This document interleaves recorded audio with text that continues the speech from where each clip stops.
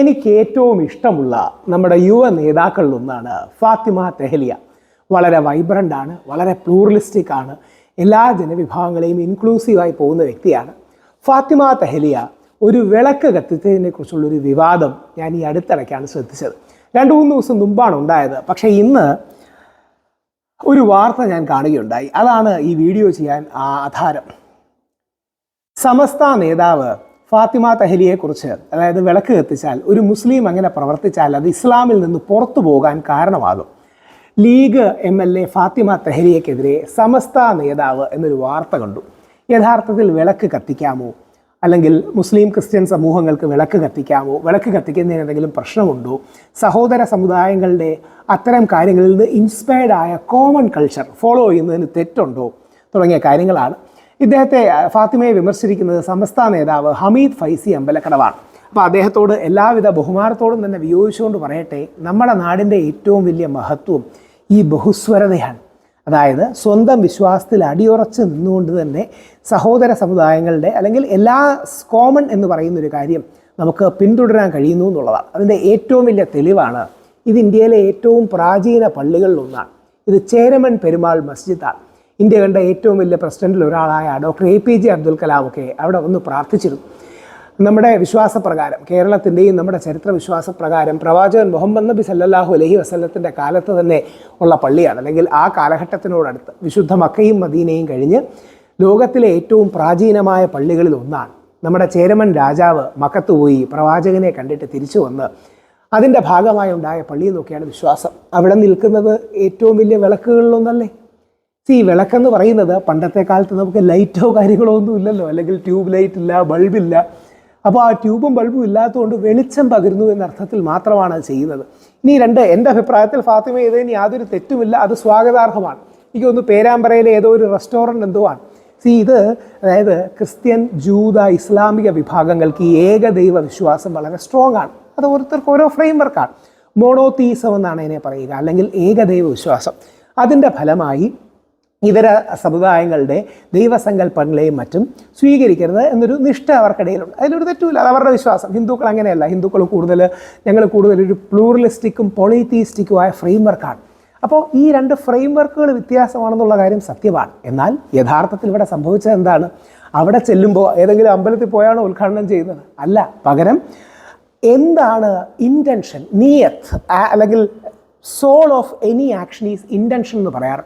നമ്മൾ ഏത് പ്രവൃത്തിയെയും നമ്മൾ അളക്കേണ്ടത് അതിൻ്റെ ഉദ്ദേശം കൂടി വെച്ചാണ്, ഉദ്ദേശശുദ്ധി കൂടി വെച്ചാണ്. ഫാത്തിമയോടെ ചെല്ലുന്നു, എല്ലാവരും ഉദ്ഘാടനത്തിന് നിൽക്കുന്നു, സ്ഥലം MLA ആണ്, അവർക്കും കൂടെ കൊടുക്കുന്നു എന്നതിനപ്പുറം അതിന് ദൈവശാസ്ത്രപരമായോ ദൈവീകമായോ മതപരമായോ ആത്മീയമായോ യാതൊരു പ്രാധാന്യവുമില്ല. അതൊരു സോഷ്യൽ ഫങ്ഷൻ മാത്രമാണ്.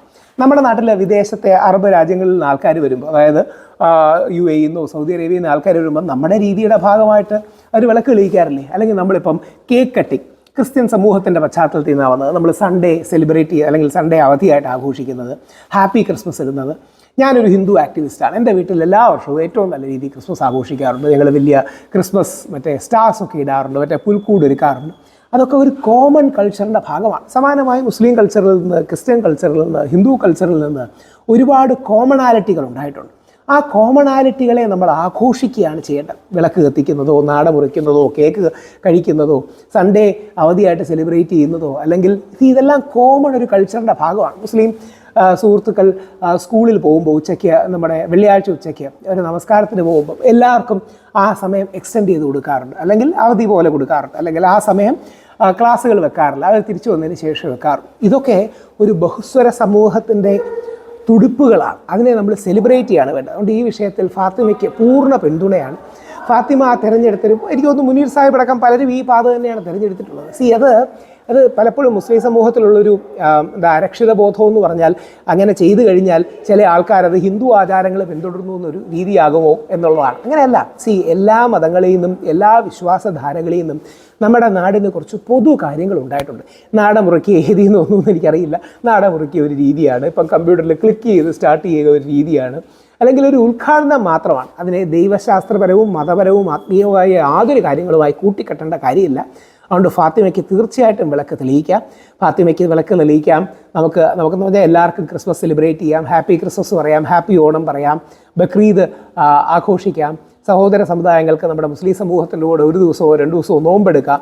ഇതെല്ലാം നമ്മുടെ വിശ്വാസങ്ങളുടെ അടിസ്ഥാനത്തെ ലംഘിക്കാതെ, അതിൽ വെള്ളം ചേർക്കാതെ, ബഹുസ്വരതയുടെ, ഒരുമയുടെ, ഐക്യത്തിൻ്റെ, കോമണാലിറ്റിയുടെ അല്ലെങ്കിൽ ഒരുമയുടെ ബിന്ദുക്കൾ കൊണ്ടുവരുന്നതാണ്. അതുകൊണ്ട് എനിക്ക് ഫാത്തിമ തെഹ്ലിയെ വലിയ ഇഷ്ടമാണ്. ഫാത്തിമ തെഹ്ലിയയ്ക്ക് പൂർണ്ണമായ പിന്തുണ ഈ വിഷയത്തിൽ അറിയിക്കുന്നു. ഫാത്തിമയ്ക്ക് തീർച്ചയായും വിളക്ക് തെളിയിക്കാം. ഫാത്തിമയ്ക്ക് മാത്രമല്ല, നമുക്ക് എല്ലാവർക്കും വിളക്ക് തെളിയിക്കുകയും ഹാപ്പി ക്രിസ്മസ് പറയുകയും നബിദിനം പറയുകയും ബക്രീദ് പറയുകയും ഹാപ്പി ഓണം പറയുകയും ഒക്കെ ചെയ്യാം. ഇപ്പോൾ ഓണത്തിൻ്റെ ഒക്കെ ഏറ്റവും വലിയ എക്സാമ്പിൾ അതാണ്. ഓണത്തിൻ്റെ അടിസ്ഥാനം ഹിന്ദു ആചാരങ്ങളിൽ നിന്ന് വരുന്നതാണ്. മഹാവിഷ്ണുവിൻ്റെ ജന്മദിനമാണ്. എന്നാൽ ഇന്ന് മഹാബലിയും മറ്റുമായിട്ട് എല്ലാവരും സെലിബ്രേറ്റ് ചെയ്യുന്നതാണ്. അപ്പോൾ നമ്മുടെ കോമണാലിറ്റികളെ ആഘോഷിക്കട്ടെ.